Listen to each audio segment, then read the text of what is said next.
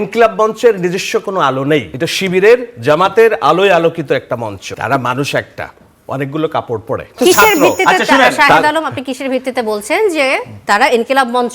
আমাকে একটু ব্যাখ্যা করবেন, সবাইকে একটু ব্যাখ্যা করবেন। কিসের বলেন আপনারা? মানে আপনি বলছিলেন যে তারাই ইনকিলাব মঞ্চ জামাত, এটা কিসের ভিত্তিতে বলছেন, কেন বলছেন একটু ব্যাখ্যা করে বলবেন। তারা মানুষ একটা, অনেকগুলো কাপড় পরে, কখনো কোট পরে, কখনো পাঞ্জাবি পরে, কখনো টি শার্ট পরে। যখন যে জায়গায় যেটা প্রয়োজন হয় সেই রূপে তারা আবির্ভূত হয়। ইনকিলাব মঞ্চ যেদিন প্রোগ্রাম দেয় সেদিন বাংলাদেশের শিবিরের কোনো না কোনো ঢাকা শহরে একটা প্রোগ্রাম থাকে, ও বেছে বেছে ওই দিনই তারা প্রোগ্রাম দেয়। কারণ ইনকিলাব মঞ্চের নিজস্ব কোনো আলো নেই, এটা শিবিরের জামাতের আলোয় আলোকিত একটা মঞ্চ। Very straight, mark my word, এদের নিজস্ব কোনো আলো নেই।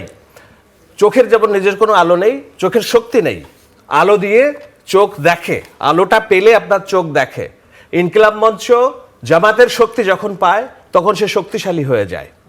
কালকে আমরা এই ধরনের একটা অর্কেস্ট্রা দেখেছি ফর নো রিজন। সরকার যেখানে বদ্ধপরিকর যে হত্যার বিচার হচ্ছে, হাদির ফ্যামিলিকে পুনর্বাসন করেছে, তার ভাইকে চাকরি দিয়েছে, জাতিসংঘের যে বিচারের পক্ষে বলা হচ্ছে সেটার জন্য স্পেসিফিক সময় দিয়েছে।